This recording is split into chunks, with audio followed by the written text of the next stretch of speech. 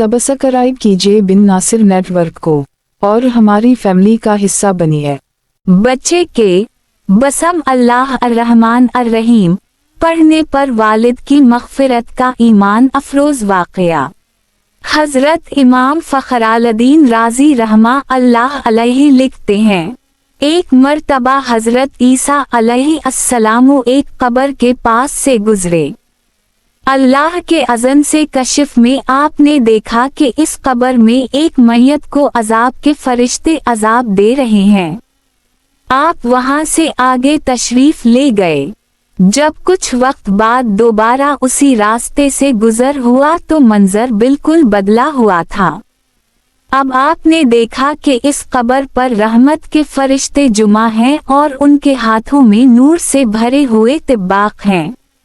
ये मंजर देखकर हजरत ईसा अलैहिस्सलाम को सख्त तअज्जुब हुआ।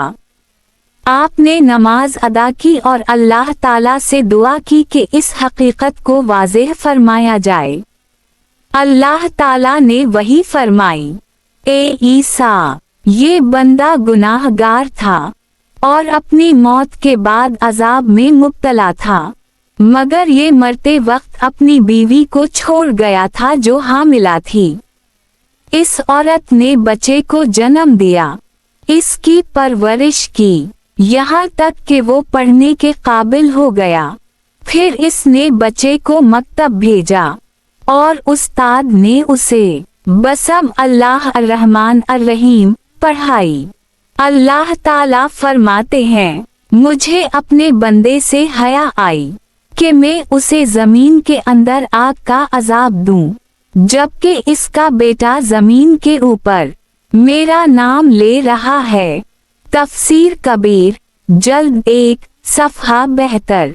सबक और फ़ायदा। इस वाक़ये से मालूम होता है कि कुरान मजीद पढ़ना और सीखना मग़फ़िरत का अजीम ज़रिया है।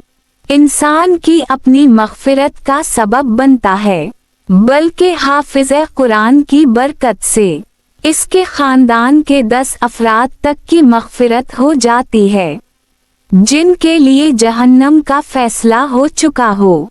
उसी लिए हर मुसलमान को चाहिए कि खुद भी कुरान से जुड़ा रहे और अपनी औलाद को भी कुरान की तरफ लगाए, ताकि दुनिया और आखिरत दोनों सुनूर जाएं। अल्लाहुम्मा अजालना मन अल-मग़फ़ूरीन, आमीन।